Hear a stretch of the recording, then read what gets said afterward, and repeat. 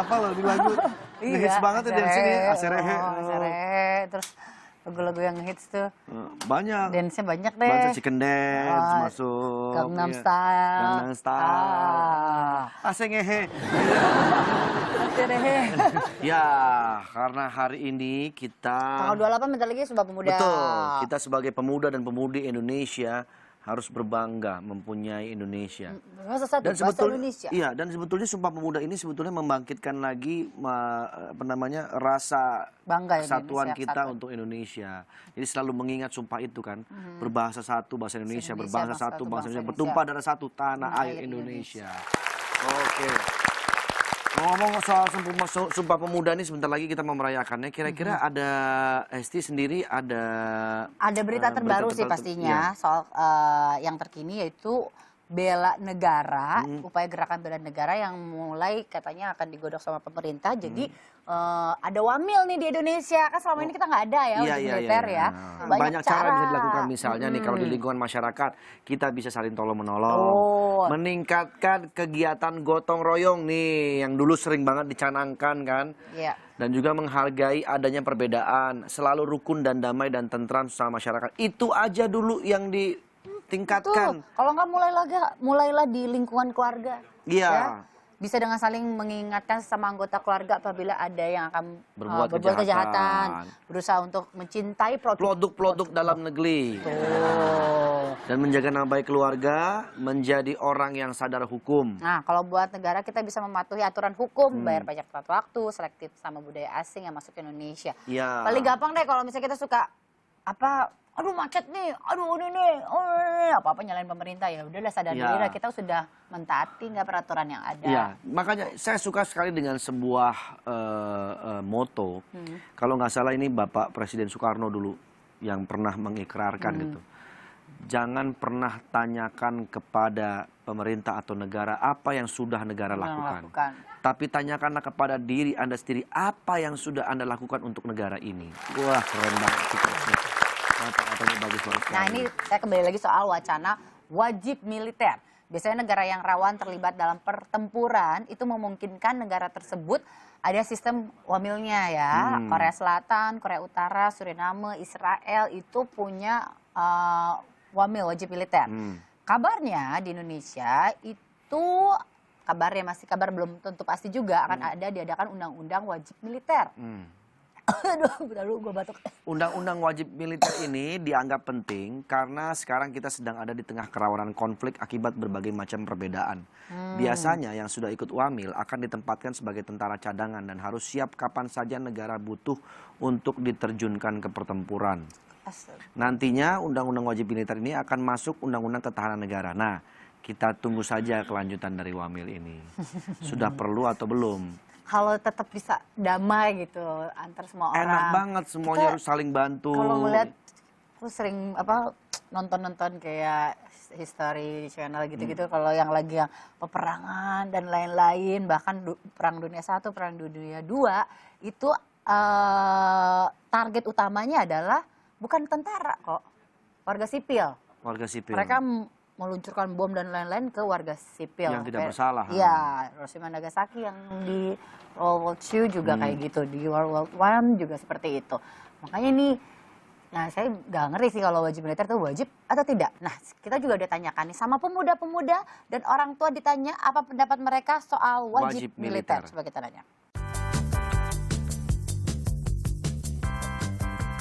Saya sangat setuju karena itu program selain untuk menyalurkan bakat Indonesia juga untuk mengontrol anak-anak muda untuk lebih mencintai negara. Iya, oke aja ya. Soalnya kan untuk membangun bangsa yang lebih bagus lagi. Ya saya sih setuju aja kalau Indonesia ada wajib militer. Soalnya biar supaya ngebangun Indonesia lebih kuat aja gitu. Untuk wajib militer yang pengen diadain sih saya setuju karena ya meningkatkan rasa nasionalitas ya. Kalau anak saya wajib militer, saya setuju-setuju saja karena wajib militer itu bisa menjadi hal yang positif bagi anak kita. Menambah pengetahuan tentang kenegaraan, menambah nasionalisme gitu. Kalau anak saya ikut wajib militer, saya setuju. Karena menurut saya wajib militer tepatnya bela negara ya kan. Itu menumbuhkan karakter untuk anak, terutama terhadap cinta tanah air, mempertahankan negara lah. Kalau gue sih, gue lebih suka aja karena gue kan memang cita-citanya mau jadi Rambo. Sebenarnya pacar aku sama aku tuh hubungannya udah nggak baik itu, terus aku juga lagi bad, lagi agak sedih gitu. Jadi kalau misalnya dia mau ikut wajib militer, terus dia mau ikut perang, aku bolehin banget, biarin aja dia pergi perang, biarin aja biar aku bisa cari yang lain. Suka banget saya sama pendapat. Saya juga, yang terakhir sekali saya suka banget itu. Sama saya juga ya, terakhir itu saya suka banget. Lebih apa ya? natural Lebih gitu kan. natural dan apa ya? Terjawab gitu. Iya kan, simple tapi Pasten. Iya. Itu saya bilang. ini ada juga penemu-penemu canggih yang ternyata adalah orang Indonesia dan ini merupakan orang yang mengharumkan nama bangsa. Mengharumkan nama bangsa Indonesia tanpa harus perang ya. Penemu kontainer nuklir. Nah ini agak perang ya. Jadi ya ini ternyata orang Indonesia bernama Yudi Utomo Marjoko. Peneliti dari UGM berhasil menemukan kontainer limbah nuklir. Wah, keren. Bentuk kontainernya silinder berbahan titanium. Temuan ini bisa menyimpan limbah nuklir sampai 10.000 tahun tak terpakai. Kan sampai saat ini Indonesia belum ada pembangkit listrik tenaga nuklir. belum Nuklir belum ada. Dan temuan ini udah dapat hak paten dari Indonesia dan Amerika. Keren, bangga. Nah, Ada juga nih konstruksi beton penyangga jalan layang. Cokorda Raka Sukawati itu berhasil menemukan teknik pembangunan jalan layang tanpa mengganggu arus lalu lintas karena bahu jalan kota besar yang sempit. Dan teknik ini sudah dipakai pada pembangunan jalan layang tol Cawang Tanjung Priuk di tahun 1989. Hasil temuan Cokorda ini sudah diekspor ke Filipina, Malaysia, Thailand, terus dan juga Singapura. Dia dijuluki sebagai Putra ASEAN. Putri ASEAN. Jadi benar-benar desainnya atau idenya dia untuk membuat jalan layang seperti itu sudah diakui sama oleh dunia. negara-negara ASEAN ya. Kece. Bangga. Nah selanjutnya jaringan 4G. Siapa yang tahu? Siapa yang nggak tahu maksud saya? Jaringan 4G LTE. Jaringan ini dicari oleh orang-orang karena proses. Oh cepet kan, saya udah prosesnya cepet 4G banget. tuh, udah 4G tuh. Udah Saya 4G? 4G dong. Oh, Udah ganti kartunya. ganti kartunya juga. Tahu nggak ternyata penemunya dari Indonesia. Keren. Namanya Profesor Khairul Karim dari Kediri. Beliau adalah alumni ITB, dia penemu sekaligus pemegang paten teknologi 4G. Hasil temuan ini telah digunakan perusahaan elektronik besar asal Jepang. Selain itu juga sedang dipelajari oleh raksasa telekomunikasi asal Tiongkok, Huawei Teknologi. Hebat ternyata orang Indonesia ya. Untuk hebat loh. Kece. Oke, beberapa temuan yang ternyata bisa mengubah struktur kota.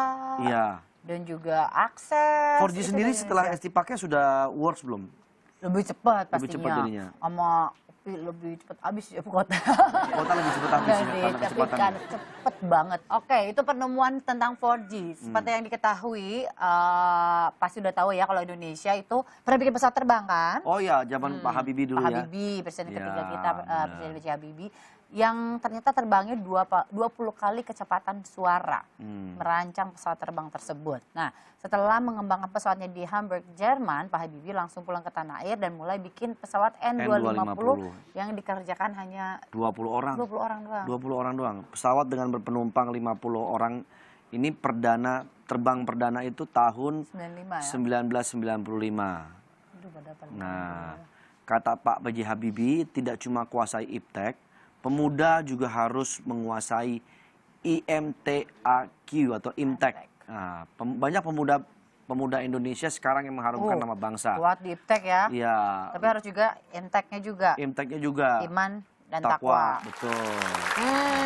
Jadi tuh bangan. kata-kata Pak Habibie tadi itu. Selain iman dan takwa Dan imin juga ya. Dan juga iman dan takwa itu penting. Itu adalah basic, fundamental. Nah, kalau ini ada juga pemuda-pemuda yang sangat berprestasi, yang berhasil mengharumkan nama bangsa. Kita lihat dulu tayangannya ya, ini dia. Oke.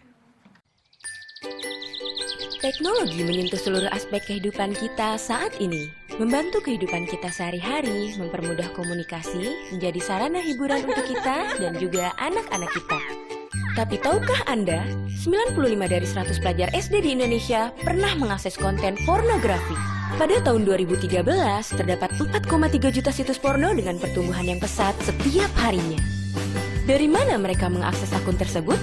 Salah satunya adalah dari situs, media sosial, game, dan aplikasi yang ada dalam gadget yang mereka gunakan setiap hari tanpa batas, namun dengan pengawasan kita yang terbatas. Selain konten pornografi, berbagai dampak negatif dari gadget dapat mengintai anak kita, seperti kekerasan, konten horor, dan berbagai efek negatif lainnya. Lalu apakah kita harus menjauhkan anak kita dari gadget? Tentu akan sulit melakukannya. Kakatu, media parenting yang membantu mengontrol dan mengedukasi penggunaan gadget anak kita dengan lebih mudah, kapanpun, dan dimanapun. Pilih aplikasi yang boleh diakses oleh anak. Lalu, bagaimana dengan aplikasi yang tidak dipilih? Kakatu memastikan aplikasi yang tidak dipilih tidak akan bisa diakses oleh anak. Lihat aktivitas penggunaannya setiap hari. Dari mulai lama anak menggunakan aplikasi tersebut, hingga aplikasi terakhir yang diakses oleh anak. Jangan khawatir, hanya orang tua yang dapat melakukan kontrol pengaturan Kakatu. Atur waktu penggunaan gadget anak kita. Ketika waktunya bermain, biarkan anak Anda bereksplorasi. Dan gadgetnya tidak akan bisa digunakan jika waktunya sudah habis. Kakatu memberi kita kemudahan untuk mengontrol pemakaian gadget anak kita agar tetap sehat dan aman ketika menggunakannya. Kenalkan penggunaan gadget yang bijak dan bertanggung jawab kepada anak kita. Kakatu, ciptakan generasi terbaik Indonesia. Download gratis di Android Play Store. Luar biasa. Dan sudah hadir di studio pagi-pagi ada Mumu dan Robby. Selamat datang di pagi-pagi. Ini dari Kakatu ya, online. Itu nggak pakai A kan? Kakatu waduh. Online Protection and Education for Kids. Nah, ini kita mau ngobrol-ngobrol ini. Apa ini Kakatu ini? Dan ada kids-kidsnya ini berhubungan dengan anak berarti. Betul. Jadi simpelnya sih Kakatu itu adalah alat filtering untuk gadget anak. Biar kalau misalnya anak pakai gadget itu dipastikan aman. Sekarang soalnya zaman sekarang anak-anak kecil udah pada punya gadget ya. Jadi untuk membatasi konten yang digunakannya juga ngebatasin waktu penggunaannya. Biar nggak seharian tuh main gadget. Oke. Gitu sih simpelnya kayak Ini gitu. pertama kali tercetus gara-gara apa?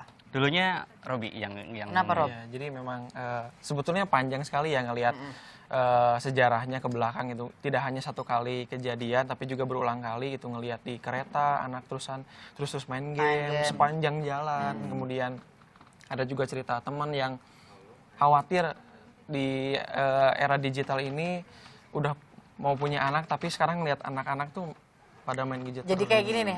Oh, anak kebawa diem, kasih aja. Nah, gadget, itu dia. udah tenang. Iya, kayak betul, gitu. betul. Tapi ya, kalau sekalinya diambil dia langsung ngamuk, apa marah-marah, itu sih yang. Jadi Mumu sendiri mengalami addict games Dan itu. Anda sampai jejempolan kan? Maksudnya dari kelas 4 SD sampai hanya butuh waktu 2 sampai 3 tahun untuk bikin jadi super addict gitu.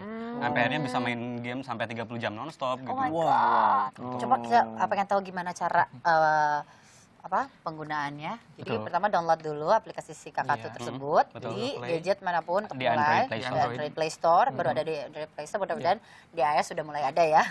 Ini masih di Segera Android ya? Masih di Android. Jadi simpelnya sih kayak gini, kan ini di Android tablet tuh banyak banget konten yang nggak bisa dibatasi, bisa nonton YouTube, game yang nggak baik segala macam. Tinggal masuk Kakatu, nanti daftar dulu. Nah, kalau udah masuk Kakatu, itu aplikasinya terbatas. Kita bisa atur mana aja yang boleh, mana aja yang enggak, kayak gitu. Dan sudah dipilih mana aja yang boleh dan mana aja yang enggak, itu bisa dikasih timer. Betul. Nah, di sini, jadi masukkan PIN-nya itu hanya orang tua yang tahu. Jadi si anak nggak bisa keluar dari sini nih. Yang bisa keluar tuh hanya orang tuanya. Atur aplikasi mana aja yang boleh dan yang enggak. Jadi tinggal di checklist aja. Kayak gitu. Jadi yang nggak di checklist, by default bakal keblok. Kurang lebih seperti itu. Karena sebenarnya kayak gini nih, gadget di rumah tuh ada gadget orang tua, gadget anak. Misalnya sekarang kan zaman teknologi seperti ini udah kayak gitu tuh. Jadi gadget anak tuh misalnya kalau anak suka nonton YouTube itu bisa kita filter kan dengan umur, jadinya yang bisa ditonton hanya beberapa konten aja. Tapi kadang-kadang kalau kita lagi gimana, si anak itu minjem gadgetnya orang tua kan, dan si orang tua suka ngasihnya. Jadi step yang pertama adalah sebelum dikasih pinjam, aktifkan dulu. Aktifkan dulu ini. Pilih mode anak kayak gitu. Oh, oke. Set. Nah, gitu. Pilih mode anak kayak gitu. Nah, di sini juga bisa ada batasi waktu nih. Di sini yang spesialnya itu adalah kita bisa membatasi waktu 30 menit misalnya tuh. 30 menit terus nanti bisa masukin video. Jadi kalau handphonenya udah main 30 menit, handphonenya akan terkunci otomatis dan munculin video reminder dari kita misalnya, ayo nak, udahan dulu nanti Itu videonya bisa kita bikin sendiri juga? Bisa bikin sendiri. Ayo nak. Jadi tiba-tiba videonya main lagi. Narsis. Ayo stop, jangan main lagi. Jangan main lagi. Kan udah dibilangin sama mama, lucu juga Lucu ya. juga sih. Keren. terus kemudian ya buat ngemudahin orang tua nih biar tahu mana yang baik mana yang enggak, kita bikin rekomendasi didukung sama Apa-apa psikolog aja yang juga. bagus. Nah, nanti tinggal batasi waktu. Karena umurnya ini 5 tahun, jadi rekomendasinya 15 menit. 15 Kalau 3 menit. tahun itu masih 10 menit kayak gitu. Oh, oke. Jadi ada rentang umur, juga rentang waktu juga kayak Jadi gitu. ternyata kalau anak 2-3 tahun itu 10 menit. 10 menit. 0 sampai 2 tahun tidak disarankan sebetulnya untuk udah mulai pakai gadget kayak gitu. Oh, oke. Nah, menurut Momo dan Bagus Robi ya. sendiri nih, tips supaya Menjadi pemuda yang berprestasi. seperti apa? Silakan, Robi. Ya, untuk para pemuda di rumah, sebetulnya berprestasi bisa caranya beda-beda ya gitu, tergantung profesi atau yang senangnya apa sih. Kalau misalkan senang main bola ya ikut Berprestasi lah timnas. Ini dari main-main games ya senangnya malah kan? Oke, bisa berprestasi. Iya, keren. jadi memang harus disesuaikan dengan senangnya apa sih gitu. Para pemuda sekarang itu bisa disesuaikan dengan profesi masing-masing. Nah, itu kan berprestasi bisa emang di mana aja, di bidang mana aja. Sesuai profesi masing-masing. Sesuai profesi masing-masing, sesuai dengan keinginan dan juga kebisaan kan kalau kata Robi. Nah, tentunya kalau pengen banyak prestasi, kondisi tubuh juga harus sehat. Betul. Apalagi anak muda kan banyak aktivitas.